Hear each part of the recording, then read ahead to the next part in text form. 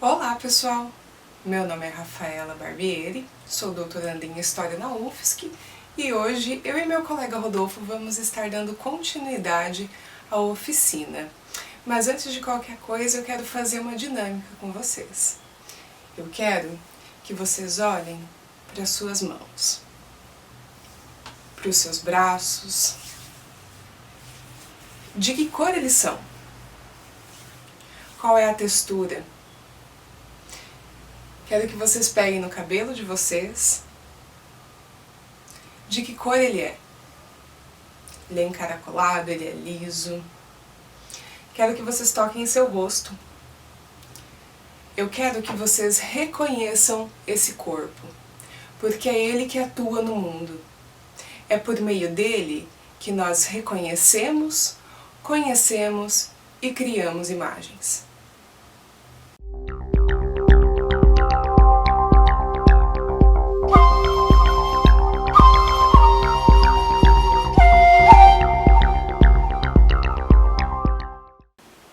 A coordenada tempo humano diz respeito à materialidade das ações e produções humanas no tempo e espaço históricos. Temos aqui a relação entre o ser humano e o seu corpo, o contexto e as suas intervenções no mundo, produzindo cultura, produzindo imagens. O corpo é o lugar das imagens, inserido no tempo. E ele é transpassado por relações de poder, processos históricos, entrelaçamentos culturais. E hoje nós vamos falar sobre as marcas da colonização nesses corpos, as marcas da colonialidade, que sangram mais em alguns corpos do que em outros. Como nós já viemos discutindo aqui, a colonização da América, e mais especificamente do Brasil, foi um processo violento e que permanece surtindo efeito na atualidade.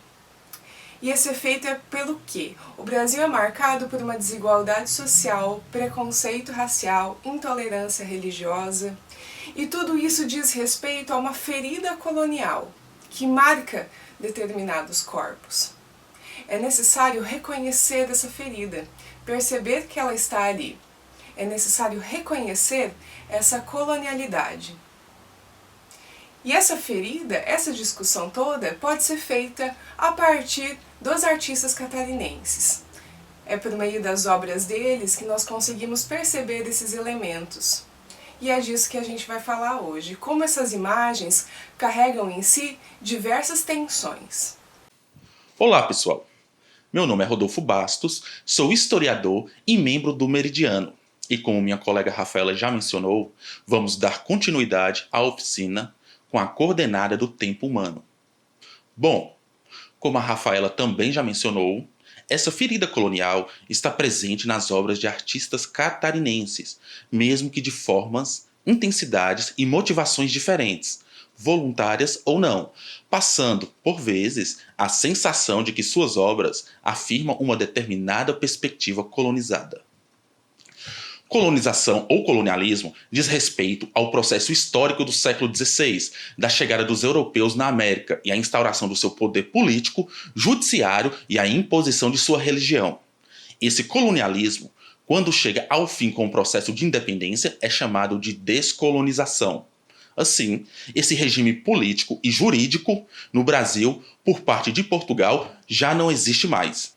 No entanto, ainda se sobressai no Brasil e nos outros países da América a colonialidade ou ferida colonial, que é essa característica mais profunda, intelectual e cultural, por exemplo, das tradições europeias, em detrimento das tradições e culturas locais dos povos originários.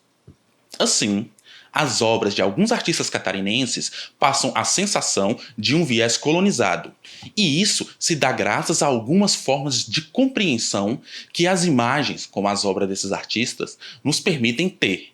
Elas possuem essa característica de simultaneidade, podendo presentificar, ao mesmo tempo, várias ideias, inclusive contraditórias. Pois as imagens, como objeto cultural, e uma produção humana produz as ressonâncias do contexto que seu produtor, o artista no caso, está inserido. Ou seja, de um tempo, mas de um tempo composto por suas singularidades e contradições. Por estes motivos, mesmo que certas obras apresentem elementos de uma cultura colonial, uma vez que as imagens também transmitem certas permanências, elas também apresentam as feridas, mesmo que sutis, como uma forma de resistir a todos os investimentos dessa tradição colonial. É por meio desta perspectiva que optamos por analisar as obras de artistas catarinenses, para demonstrar a presença, mesmo que por meio da ausência, de algumas feridas coloniais nestas obras. Todavia, é importante destacar que o nosso direcionamento é apenas uma das várias leituras possíveis das obras desses artistas, e não a única. Dito isto, antes de passarmos para a análise de algumas obras dos artistas catarinenses, julgamos necessário tomar como ponto de partida uma obra que não é catarinense, que é a pintura da Virgem del Cerro. A Virgem del Cerro foi muito utilizada durante a colonização da América Espanhola, em especial dos povos andinos. Ela era o ícone cristão de fácil assimilação pelos indígenas, fazendo a ligação entre os humanos com Deus. Isso acontecia porque a Virgem del Cerro reunia alguns dos mesmos símbolos e atributos que Pachamama, uma divindade muito popular entre os indígenas, sobretudo entre os povos andinos. Assim, a imagem da Virgem del Cerro, incorporados com os símbolos de Pachamama, era o suporte visual utilizado nos sermões populares realizados nos Andes. Essa imagem da Virgem del Cerro é a união entre uma iconografia mariana com o conceito de Pachamama, da divindade feminina, e representa a união da deusa mãe cristã e virgem com a mãe terra indígena. Neste sentido, esta imagem apresenta as tensões e intenções de dominação por parte do europeu colonizador em terras americanas e suas populações. É uma imagem produzida por homens brancos, europeus e cristãos. É uma imagem que, no mínimo, ressignifica os elementos e tradições que não pertenciam à Europa.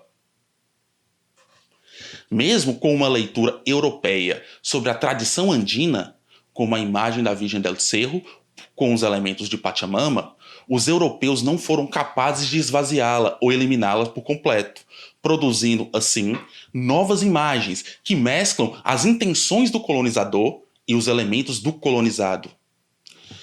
Na imagem da Virgem del Cerro, observamos o confronto de mundos imaginais diversos que, segundo Hans Belt, acompanham a colisão dos povos, as conquistas e as colonizações, mas também a resistência que, no mundo imaginário dos vencidos, se levanta e move contra as imagens dos vencedores. Foi nesse sentido que os jesuítas começaram a colonizar, no campo das visões, o mundo imaginário dos índios, colocando imagens diante de seus olhos e gravando-as também corporalmente, para que elas se apoderassem da sua imaginação e dos seus sonhos.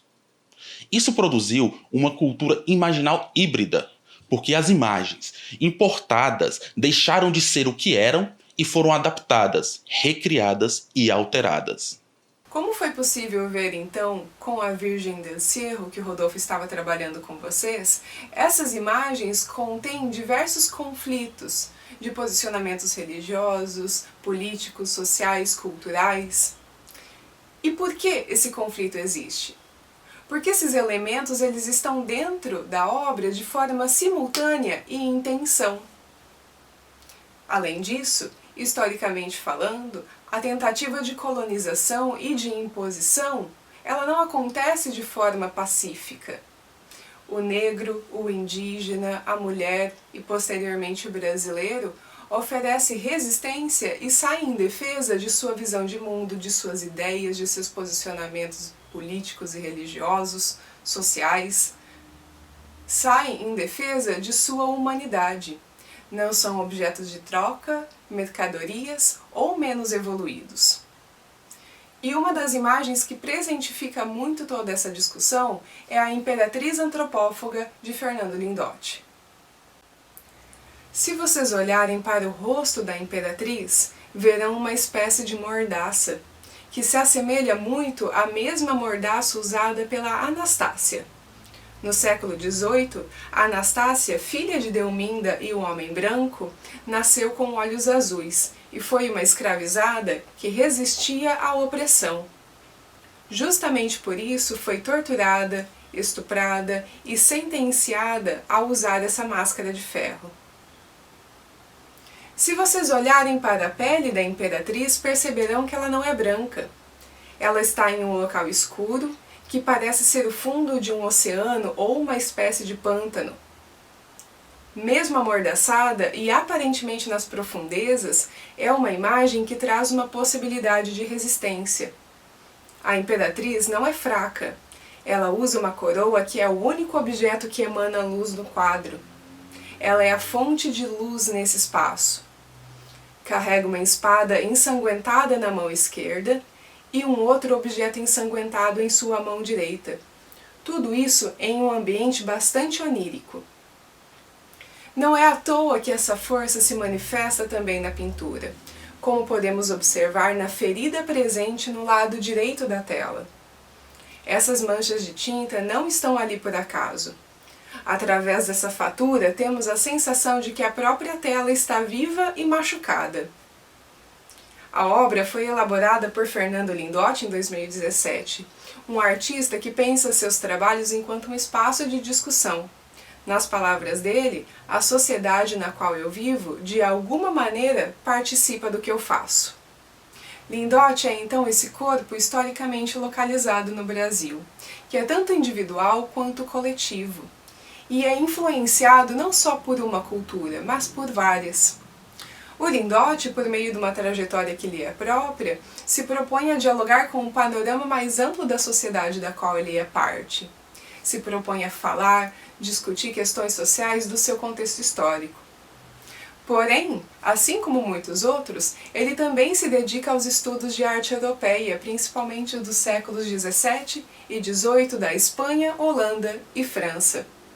Nas palavras dele, abre aspas, meu interesse é mais por períodos do que por artistas. Mas os mestres se impõem de modo natural. Rembrandt, Velázquez, Goya, Latour, fecha aspas. Essas influências nos ajudam a entender o trabalho que ele tem com o claro e com o escuro, que é perceptível também na obra da Imperatriz. Aqui, a obra de Lindotti nos permite perceber essa simultaneidade e tensões pertencentes ao campo das imagens. Com essas informações, nós conseguimos perceber a colonialidade e as influências dos mestres europeus, como quando ele cita Rembrandt, Velázquez, Goya, e a necessidade de apresentar esses artistas para se legitimar enquanto artista. Por outro lado, ele também nos apresenta uma outra possibilidade, quando ele resgata a valorização do nacional e as marcas que a ferida colonial deixou no povo brasileiro, sobretudo no que diz respeito à mulher, indígena e negros. Lindotti se preocupa então em discutir questões sociais do contexto brasileiro e de uma forma mais ampla também da América. Isso é perceptível em outras de suas obras, nas quais ele também destaca essa mesma exuberância de cores encontradas na coroa da Imperatriz. O Lindotti também vai dar destaque à fauna, à flora. Isso tudo influenciado pelos estudos de arte europeia. Notem as roupas da Imperatriz, ou o fundo escuro ao estilo do retrato barroco. O Lindotti produz uma arte que lhe é própria, que possui outras funções dentro de seu contexto, que não é uma cópia da arte europeia, mas ainda assim não escapa à colonialidade. Além dos pontos e elementos elencados pela Rafaela, a Imperatriz do Lindotti apresenta aspectos para além do seu contexto de produção. Na materialidade da imagem da Imperatriz, nas suas cores e formas, é possível observar a emergência de tradições anteriores, de longa tradição e duração, que ainda resiste às constantes investidas sobre o feminino, os negros, os indígenas e todos os investimentos de uma cultura dominante europeia, branca, patriarcal e cristã. De imediato, temos o formato de um triângulo com a vértice para cima, que remete e rememora uma tradição antiga ligada ao campo do feminino e do sagrado, tal qual a imagem da Pachamama e a Virgem del Cerro. Este triângulo torna presente as montanhas, não apenas em sua forma, mas também em seu conteúdo e em seu sentido simbólico. E para ter acesso ao interior dessas montanhas, é preciso de uma abertura, que são as cavernas. Essa forma triangular está na esteira de uma determinada experiência temporal, que envolve divindades telúricas, aquelas que são relacionadas à Terra, e as divindades cetônicas, aquelas que estão relacionadas à caverna e ao subterrâneo.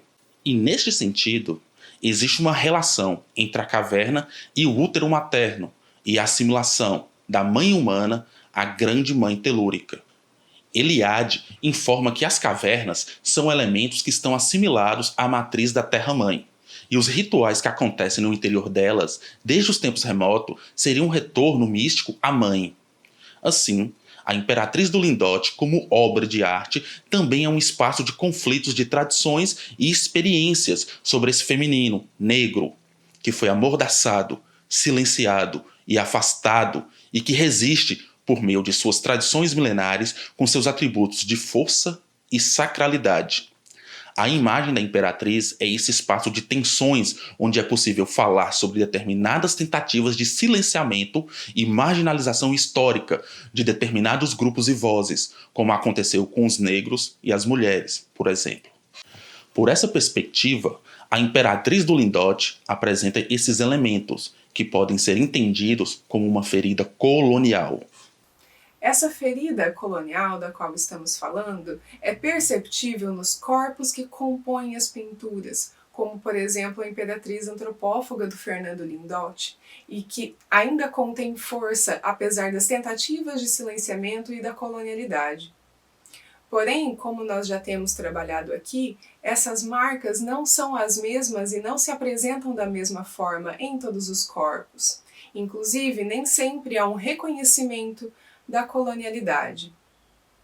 Em algumas obras, a ausência de uma discussão mais direta, como nós vemos em A Imperatriz, indica também uma presença. Nesse sentido, um outro artista catarinense que podemos trazer para o debate é Juarez Machado, que é um outro corpo que produz arte em meio a diversas influências, e principalmente a francesa.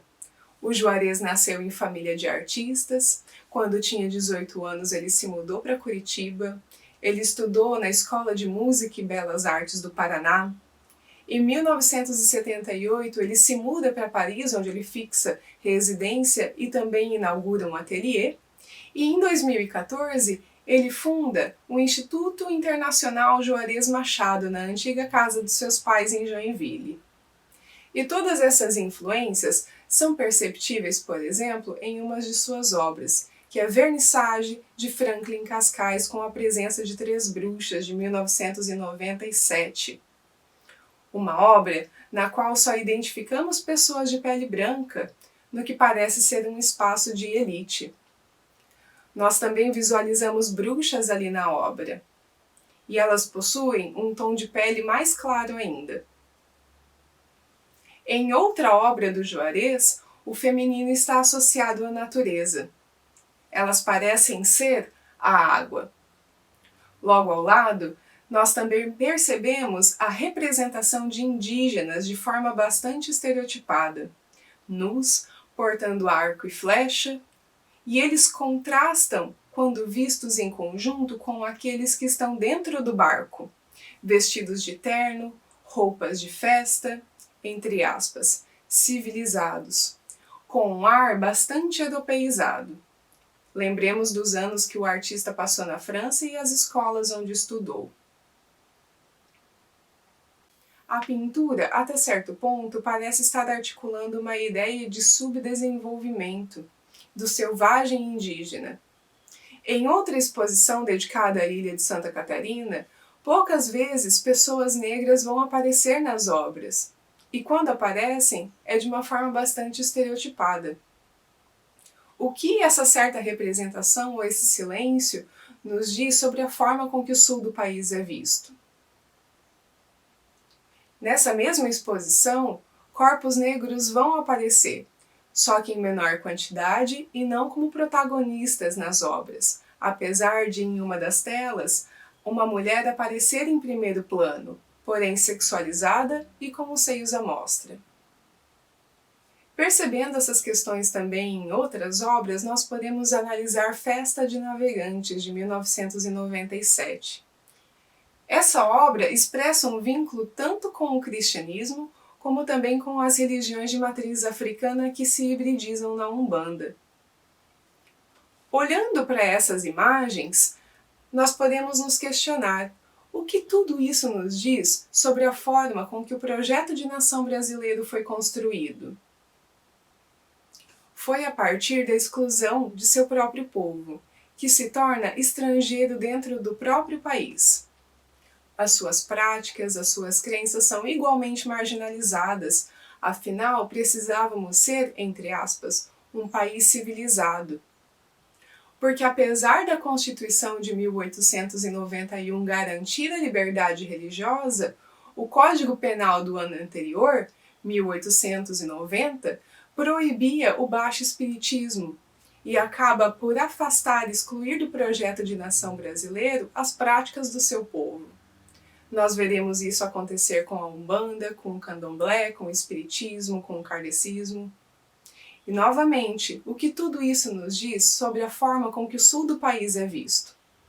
Retomando a vernissagem de Franklin Cascais, com a presença das Três Bruxas de Juarez Machado, julgamos necessário fazer algumas comparações em relação à referência que é feita a Cascais, bem como algumas de suas imagens, que representam as bruxas na ilha de Santa Catarina.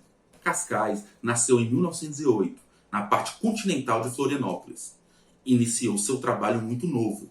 Entre suas primeiras esculturas está o famoso presépio estilo barroco da Praça 15 de Novembro. Cascais só começou a sua vida acadêmica perto dos seus 20 anos. Aos 33 anos, se tornou professor da antiga Escola Industrial de Florianópolis. Na década de 1940, Cascais migrou para a vida rural e passou anos recolhendo informações do litoral catarinense por meio dos pescadores, dos quais teve acesso às suas histórias de vida.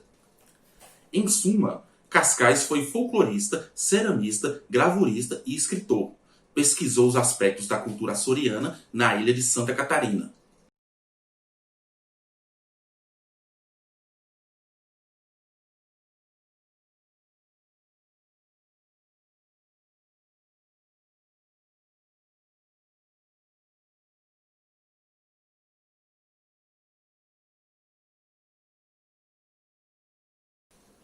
A vernissagem das bruxas do Juarez, como a Rafaela já pontuou, possui intenções e motivações próprias. Enquanto a bruxa que o Cascais apresenta é diferente daquela que o Juarez nos mostrou, mesmo que o nome da obra evoque de forma direta a Franklin Cascais, a imagem da bruxa do Cascais, embora apresente as permanências de uma tradição europeia sobre a bruxaria, também demonstra, sobretudo, a forma como essa tradição chegou em Florianópolis e incorporou os aspectos deste espaço, ressignificando-os. Ao assumir os aspectos desse novo espaço, a imagem da bruxa em Floripa adquire novos contornos, em que representa e apresenta a sobrevivência de práticas de tradições locais. Na verdade, a bruxaria, de uma maneira geral, é um termo que serviu para denominar tradições antigas e pagãs de tradições não cristãs. Em Santa Catarina, parece ter ocorrido um processo semelhante em relação às pessoas, sobretudo às mulheres, que não estavam inseridas na tradição cristã. Esse caldeirão de tradições e culturas que estão em torno da bruxaria encontra eco nas imagens e narrativas de Cascais e pode ser lida como a emergência de uma outra imagem da bruxa. Uma imagem que pode ser entendida como a sobrevivência de práticas mágicas e de povos que foram subjugados, como as práticas xamânicas indígenas dos povos originários, ao mesmo tempo em que reafirma o mesmo tom negativo que o termo bruxa possui no interior de uma tradição europeia e cristã. Esse tema vinculado às imagens das mulheres, como nas obras do Lindotti e Cascais, também pode ser encontrado nas obras de arte de outro artista catarinense, como Rodrigo de Haro.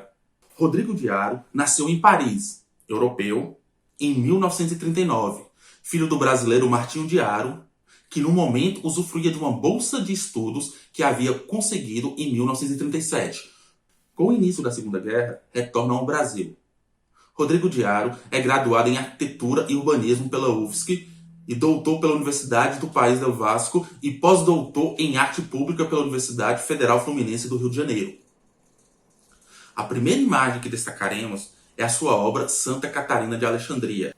Essa obra é encomendada e, diferentemente das obras anteriores, aqui temos um mosaico, onde cada peça foi cuidadosamente disposta para construir um conjunto da obra.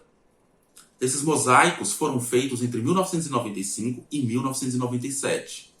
Essa obra presentifica o macro no microcosmo e do micro no macrocosmo, ao apresentar as especificidades de uma obra feita por um brasileiro catarinense, microcosmo, que traz elementos de uma estética maia, macrocosmo, com uma temática cristã também que pode ser interpretada como macrocosmo. O próprio de Haro fala que busca reter as experiências sensoriais, espirituais e culturais no meio em que vive, em que sua produção carrega tanto a individualidade quanto a coletividade da qual ele faz parte. Essa concepção do de Haro pode ser entendida como as relações entre o macro e o microcosmo, na qual, para ele, a criação artística está vinculado a fatores mágicos e inconscientes em sua maioria. Por outro lado, a Santa Catarina de Alexandria, em alguma medida, nos remete à Virgem del Cerro, como Pachamama, como já apresentamos anteriormente, no sentido que apresenta elementos que remetem à estética da arte maia e os povos da Mesoamérica pré-colombianos. Ou seja, são elementos e uma estética de uma tradição não cristã sobre uma santa cristã, no caso, a Santa Catarina. É o inverso do que aconteceu com a imagem da Virgem del Cerro como Pachamama. Essa estética pertence a um conjunto de obras que Haro produziu para compor o mosaico presente na parte externa do prédio da reitoria da Universidade Federal de Santa Catarina. A Santa Catarina de Alexandria, juntamente com outras obras do Rodrigo de Haro, também permitem evocar a resistência como um atributo feminino, na medida em que essas obras são constituídas por elementos como a presença de um objeto de corte, faca ou espada, empunhada ou próxima de uma figura feminina de destaque. Esses dois elementos estão presentes em outras obras do autor. Nelas, o feminino está empunhando uma espada ou faca, o que evoca uma memória antiga do feminino, também ligado ao elemento destrutivo, com seus atributos de guerreiras e combativas, como a deusa Kali e Yansan, por exemplo. Estes elementos, em seu conjunto, não significam uma espécie de apologia à violência. Pelo contrário, é uma manifestação de resistência contra as violências que foram impostas às mulheres. Nesse conjunto de artistas catarinenses que produzem obras que retratam o feminino empunhando ou próximo de objetos de corte, temos também a já mencionada Imperatriz do Lindote e a Bruxa do Cascais. No caso da obra do Lindote, observamos a presença da resistência que envolve, além de questões de gênero, questões relativas ao racismo. Já no caso do Cascais, temos temáticas que envolvem práticas religiosas e mágicas. A força dessas mulheres é um veículo para questionar os estereótipos do que é ser mulher, nos quais seus corpos presentificam lutas históricas contra as diversas tentativas de silenciamento e controle. A faca, o sangue e o olhar presente nas obras de Rodrigo de Haro, que tem como figura central o feminino, permite perceber a presença do elemento destrutivo e violento, também ligado ao feminino. Pode ser entendida como uma forma de transgressão crítica a uma tradição colonizadora. Não deixando de falar sobre resistência, quando esses temas continuam aparecendo nas obras dos artistas catarinenses, mesmo apesar de todo o processo de colonização e da colonialidade, quando outras tradições religiosas podem ser encontradas nessas obras, tradições que sofreram tentativas de silenciamento e apagamento, essa permanência indica um certo grau de resistência.